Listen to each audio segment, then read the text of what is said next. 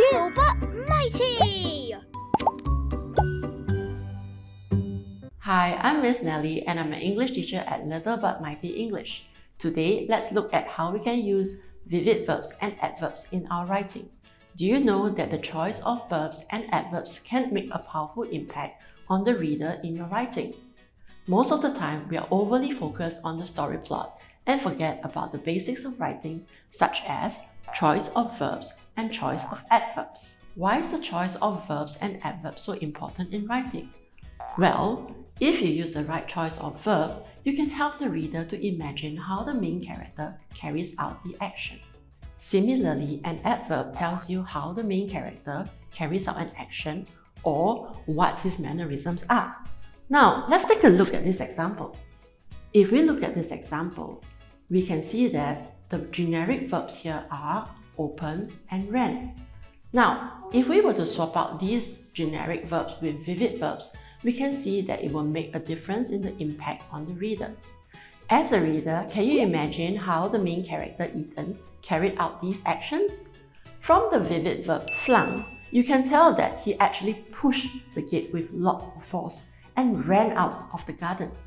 Similarly, the verb sprinted tells you that Ethan must have been such a rush to get to his destination that he simply sprinted out of the garden. Going back to the same example, we can also add adverbs to modify the verbs, such as this instance. By adding the adverbs forcefully and hastily, we can now imagine how Ethan must have been such a rush to get to his destination.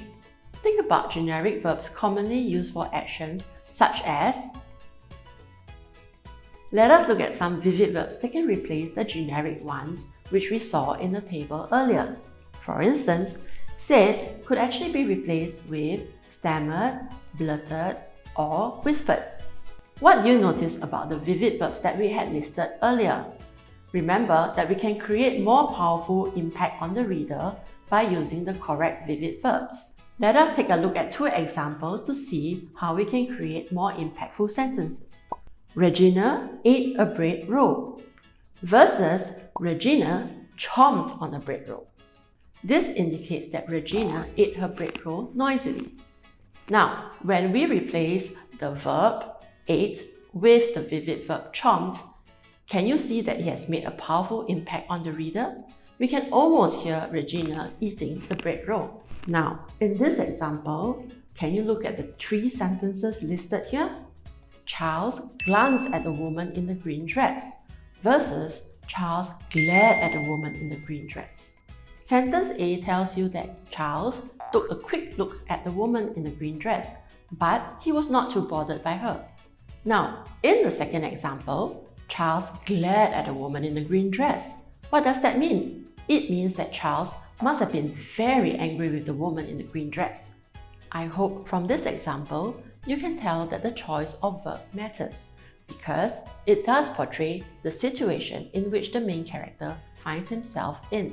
Also, remember that the table of vivid verbs that we had looked at earlier is not exhaustive. I'm sure that you can find some to add on to this list. Now that we have learned about vivid verbs and adverbs, let us move on to the next part. How do we choose the appropriate verbs and vivid verbs in our writing? In order to do this, there are three guiding questions to help you along. How did the character feel at that point in time? What was his or her intentions? What is the effect that you, as the writer, want to create in the reader's mind? To illustrate what I mean, let's look at this situation.